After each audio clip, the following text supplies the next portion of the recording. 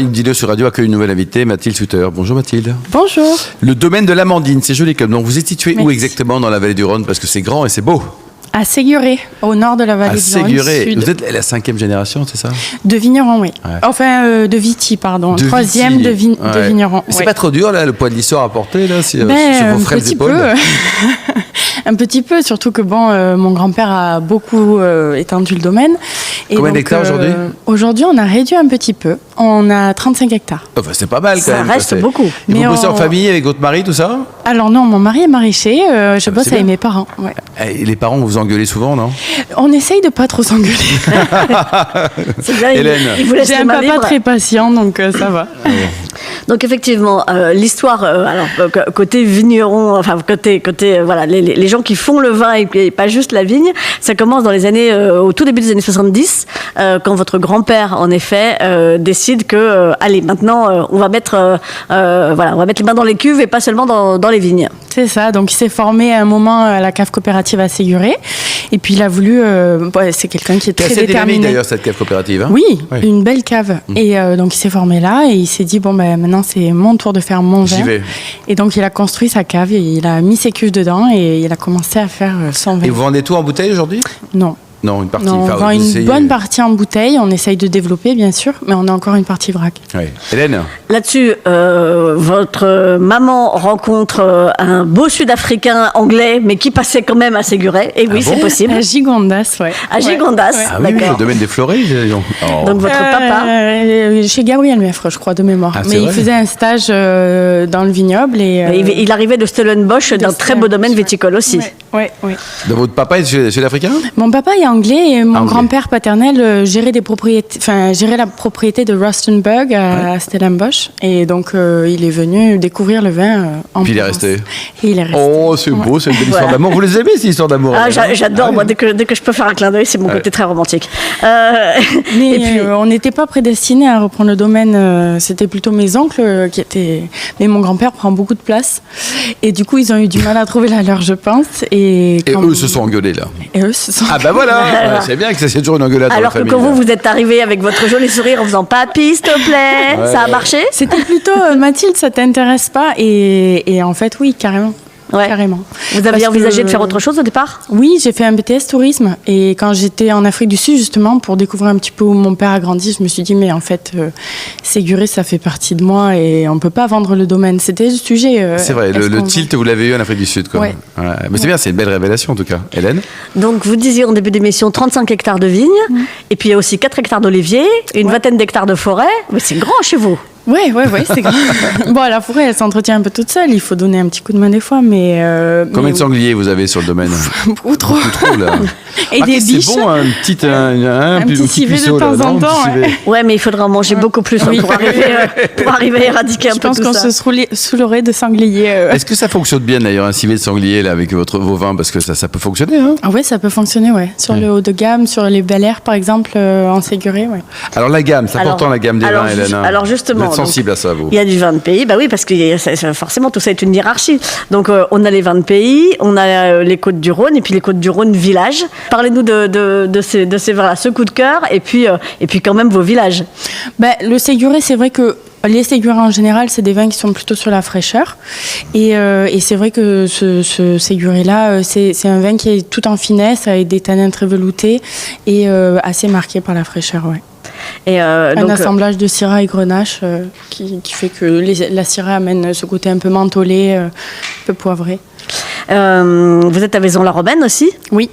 Mais c'est vraiment limitrophe en fait. C'est ça, Ouais. tout ça est très côte-côte. Ouais.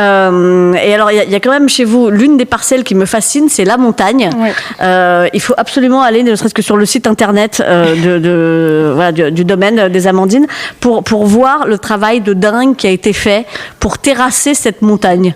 Ah oui, mais c'est la détermination de mon grand-père, elle est sans fin. Il a fait une terrasse en escargot tout autour de la montagne. Mais c'est un truc de dingue. Je sais pas combien de baramines ils sont passés. Beaucoup de dynamite, a priori. Je sais pas si ça se fera encore aujourd'hui, mais... Pas sûr. C'est pas forcément Ouais. très bio, mais Donc, bon. Non, mais le résultat À est l'époque, magnifique. ouais. Voilà. Donc c'est un escargot chez vous, c'est ça?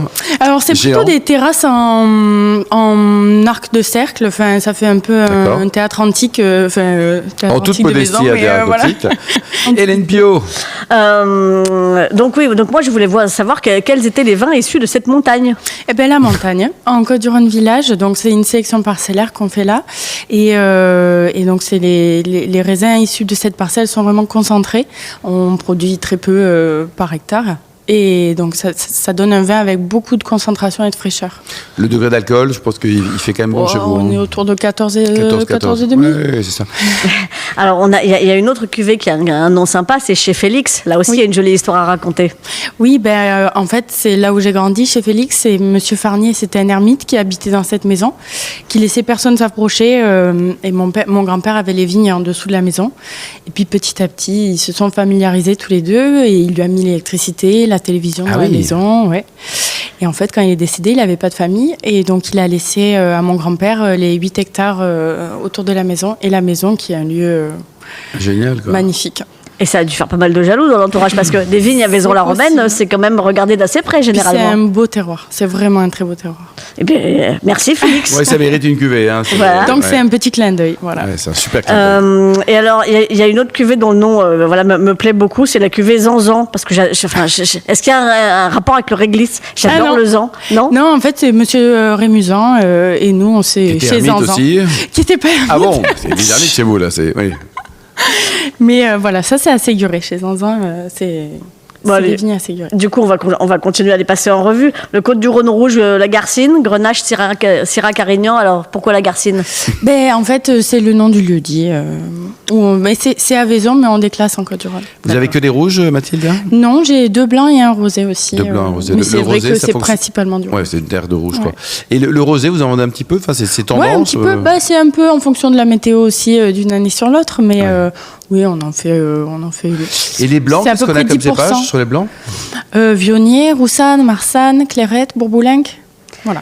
Et puis surtout, ce qui est intéressant, c'est que vous savez mieux que quiconque avec quoi accorder vos vins, puisque votre maman donne des cours de cuisine. Oui.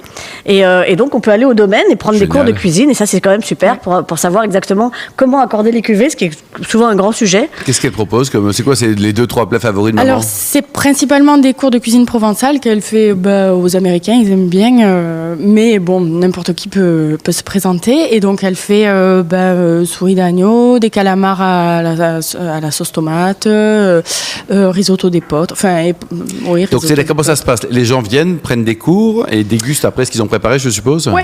Donc, ça dure à peu près 4-5 heures. Et après, on mange... des fois, je mange avec eux. Mais on mange tous ensemble après le repas. Chez mes parents, donc chez Félix. Oh, ça peut se faire. Ça peut se faire aussi en déjeuner ou dîner, ouais. C'est super, ça, non? C'est top parce que ça permet de mettre... ça permet de mettre le vin en situation. Moi, je trouve ça vraiment une très, très bonne idée. Ouais. Donc, pour en savoir plus sur tout ça, alors, les vins, c'est domaine-amandine.com et pour manger, c'est cookinginprovence.com. Voilà. Merci beaucoup Mathilde Sutter, merci également à Hélène Pio, à Stéphane Gautreau et puis Arnaud Iffa, ainsi qu'aux millions d'amateurs de vin qui nous écoutent chaque week-end. J'espère avec beaucoup de passion. Un clin d'œil à Emma qui a préparé très bien cette émission, ainsi qu'à l'ensemble de l'équipe technique. Fin de ce numéro d'Invino Sud Radio. Pour en savoir plus, rendez-vous sur sudradio.fr.